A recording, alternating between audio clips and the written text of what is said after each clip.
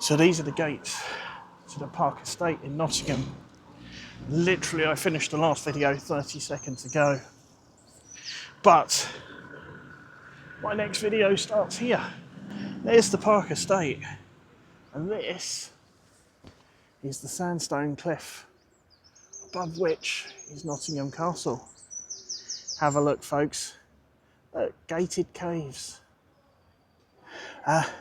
We're going to have a look. This is the Chester formation, or the Chester Sandstone formation, and it's part of the Sherwood Sandstone group.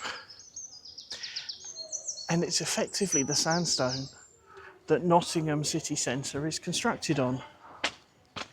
The cliff here was eroded away by the River Trent, presumably during the last ice age. And it's just magnificent here. So we're going to just have a quick look at the features. So yeah, the cliff here was formed when the River Trent was much larger and much closer to the city centre, eroding away the sandstone. It's quite easily erodable, but that's one of the reasons why there are so many caves and tunnels in Nottingham. If you've not checked out my video on the Park Tunnel that links the Park Estate to the city centre, check that one out. There's a link in the description. So up here we've got the castle, and I've already found my first interesting feature. Look, can you see? We've got just here strapping, holding that sandstone on place. Can you see there's a joint set parallel to the cliff face there? And what that's done is it's caused that, it's got nothing supporting the base of it really, and it's caused that entire slab to become unstable. And it's not going to be very long before it lands up down here. And it looks, from the white staining there, that a big part of that slab has already fallen away. I think somebody's tried to infill the gap between the slab and the and the rock behind with concrete at some stage. That won't do anything.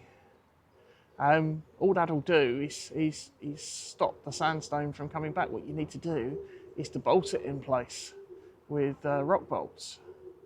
So I'm not quite sure what that concrete's there to do, but there you go. And you can see, look, there's more pillars that have formed, or it's still joined to the rock face, but you've got these sort of walls of rock here, and you can see that the main joint set is kind of oblique to the face here, not quite perpendicular but oblique to it, and it's forming these rocks that are spooling away from the face because you've got an awful lot of mass there with nothing holding it together, and gravity will slowly move it away from the face. There's another fantastic example just here, look, and you can see, just get my bearings.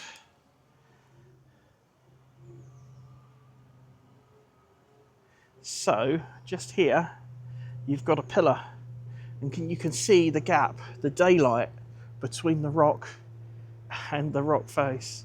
And so that is a complete pillar. The only thing holding that massive lump of rock that probably weighs about 20 tons in place is gravity. And one day, it'll erode enough along the leading edge and the trailing edge that it will topple over. Maybe some trees will grow, a tree will grow in behind it and will help push it out, and that will eventually erode away, leaving the face behind it exposed. We've got an exit there, look. There's a secret tunnel in the cliffs. Can you see the doorway?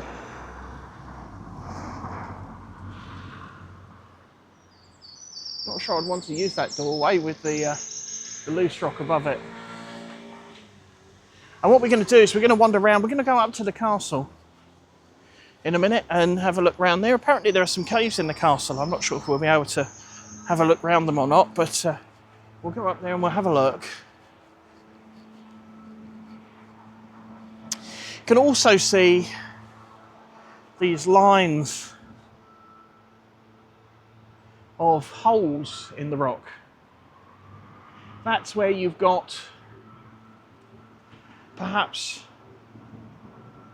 a layer of material that holds more water than the rest of the rock and has had more ice form in it and has popped away because of erosion, or perhaps the sandstone is just less well cemented there. But either way, it's weathered to form these very soft layers.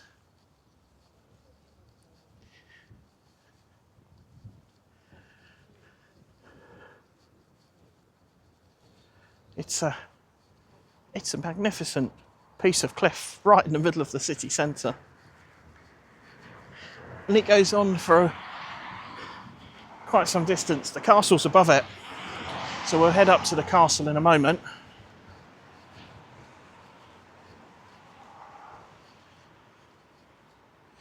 But I just want to show you this. Unfortunately, it looks like all of the caves have been sealed up. Look, we've got some more down here at the base of the cliff. But again, they've got a big iron grill over them. And then there are some more just here as well. Again, with another big iron grill over them. Otherwise, we'd be exploring those, wouldn't we? The street here is pretty awesome too. Just got that feel of grandeur about it. Do you know what I mean? So let's see if we can go into the park here. Not sure if it's open or not. It's definitely locked. That's a shame. Because, again, more tunnels down there, folks. So, you can see how this rock is absolutely perfect for tunnels and hidey holes. I dare say a fair bit of smuggling went on here as well. Boats coming up the river into the city to drop off illicit goods. Not that I'm condoning such action, of course. But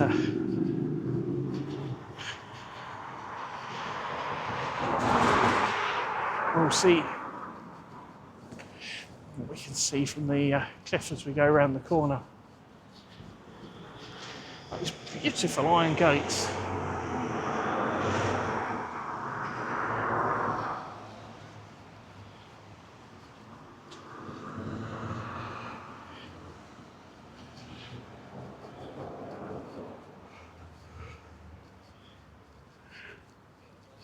Feels like now we've turned a corner, we've gone into a slightly less salubrious part of the city.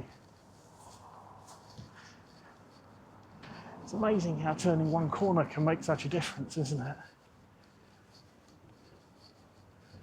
That rundown office block, an old telephone exchange by the looks of it. Again, that's all fenced off.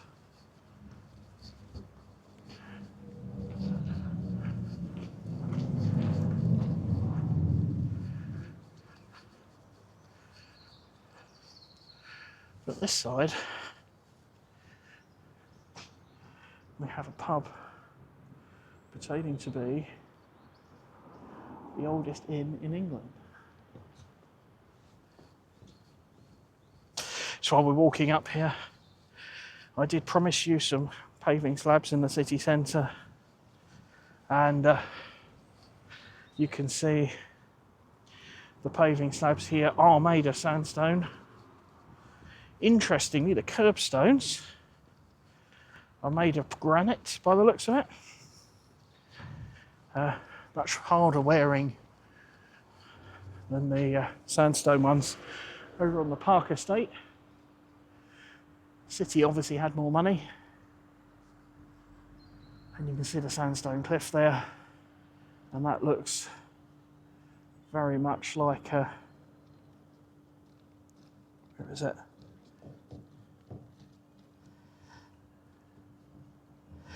Like a cellar in the cliff as well. When you look at the back of the pub, he's joined directly to the cliff. How awesome is that? So if there was any smuggling here, that would have been, that would almost certainly been the place where it ended up. Brilliant.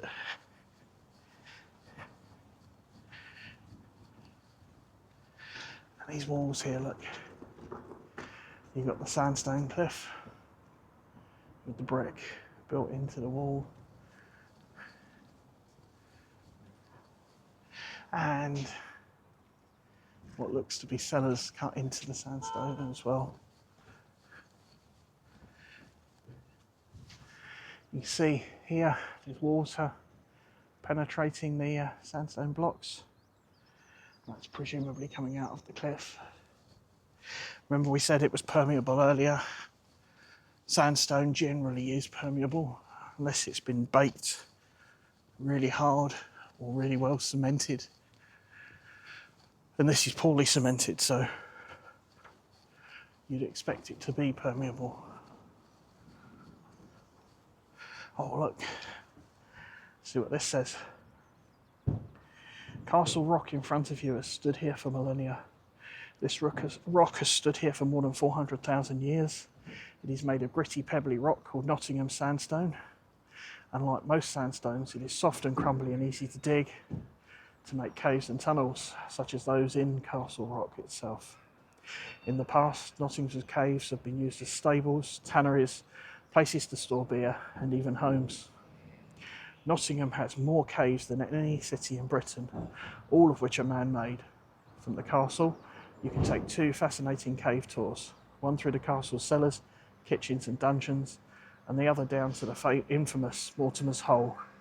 Both caves have been cut through the rock and each have their own intriguing and sometimes gruesome history.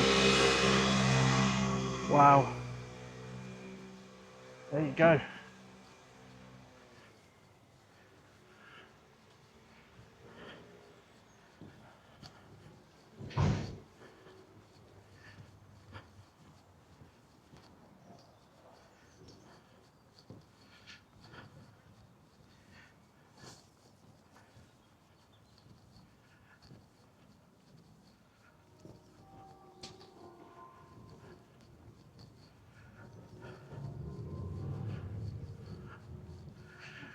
You can see the castle itself is built of the same sandstone,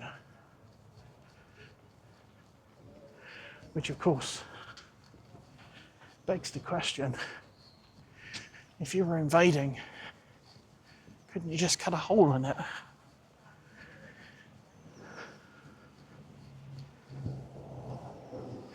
I suppose whilst you were cutting the hole in it, which might take you weeks, the people inside the castle might have something to say about it,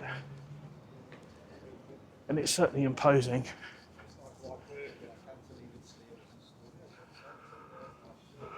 But actually, as a place to build a castle, you know, having a location where people could build tunnels underneath it is not ideal.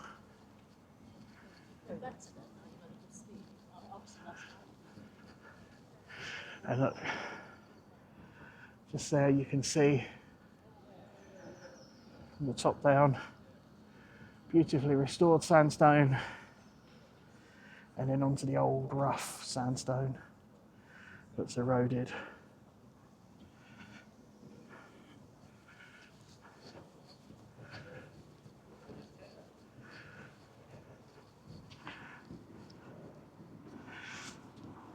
Well, there we go, folks.